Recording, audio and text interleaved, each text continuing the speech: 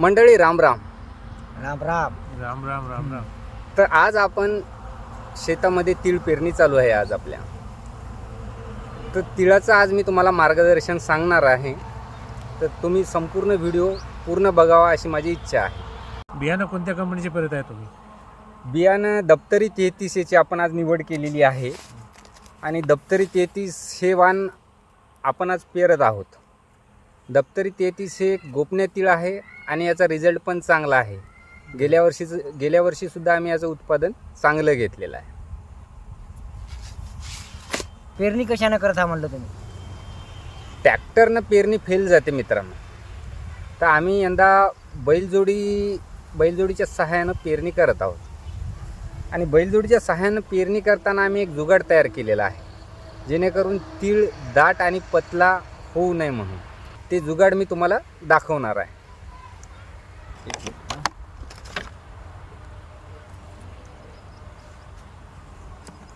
हे बघा मित्रांनो, हे बिस्लेरी आम्ही घेतलेली आहे आणि या बिस्लेरीला 3 छिद्र मारलेले आहेत. मी तुम्हाला दाखवण्याचा प्रयत्न करतो.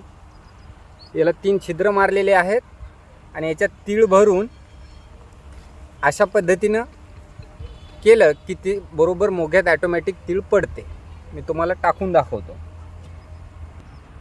हे बघा मित्रांनो, याच्यामध्ये तीळ भरलेलं आहे आणि याला 3 छिद्र मारलेले आहेत. अशा पद्धतीनं दाबण गरम करून याला 3 छिद्र मारले आणि त्याला इथं लावून घ्यायचं आहे पक्क हे.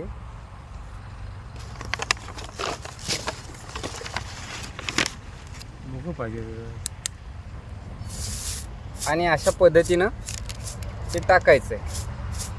ॲटोमॅटिकली ते पडते. मी तुम्हाला लाईव्ह डेमो दाखवतो. आता चालूच आहे पेरणी, पण हे तुम्हाला समजण्यासाठी मी सांगत आहे, करून दाखवत आहे. लाईव्ह पेरणी मी तुम्हाला दाखवत आहे.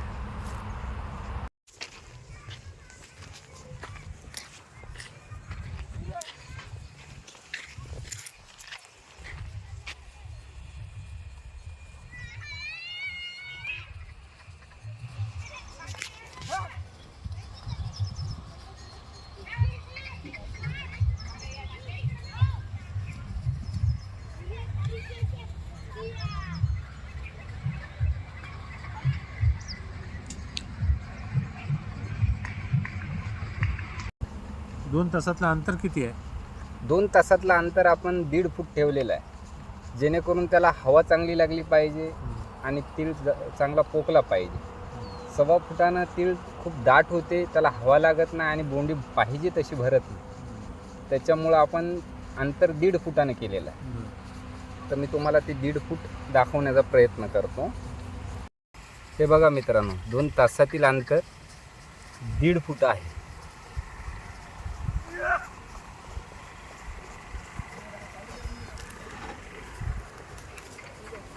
आणि आपली पेरणी तिकडे चालू आहे. पेरल्यानंतर किती वेळ पाणी द्यायचं? पेरल्यानंतर 2-2 घंटे द्यायचं पाणी. अगोदर आपण 3-3 घंट्याच्या शिपा दिल्या याला आणि शिपा देऊन पुन्हा परत पेरणी चालू केली. सर्वात अगोदर आपण याला आयरेव रोटर मारून घेतलं. त्याच्यानंतर पाणी दिलं. पाणी दिल्याच्यानंतर 3-3 घंट्याच्या शिपा दिल्या. पाणी झाल्याच्यानंतर परत आता पेरून पुन्हा 2-2 घंट्याच्या शिपा द्यायच्या आहेत, म्हणजे जेणेकरून तीळ लवकर निघून येईल. याला वखरलं का? नाही, वखर पास काय मारली नाही, कारण आता रान ओला आहे, ओलावा हटला नाही पाहिजे म्हणून आम्ही लवकर पेरणी चालू केली.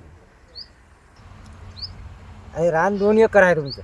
हो बरोबर आहे. त्या 2 एकरामध्ये किती व्हायची अपेक्षा आहे तुमची? माझी अपेक्षा एकरी 10चं उत्पन्न यायला पाहिजे. 2 एकरमध्ये 20 क्विंटल तीळ आरामशीर व्हायला पाहिजे. 2 एकरात 20 क्विंटल? आपण कमीच धरत आहे.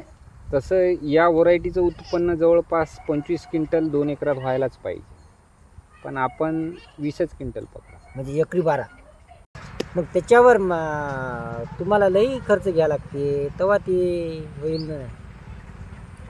नाही, आता मी जे फवारण्या, जे औषधी सांगणार आहे इथून पुढं, ते पुढच्या व्हिडिओमध्ये तुम्हाला समजणारच आहे की तिळाची निगा कशी राखायची, तिळावर कोणकोणत्या फवारण्या घ्यायच्या, ते पुढे चालून तुम्हाला समजणारच आहे.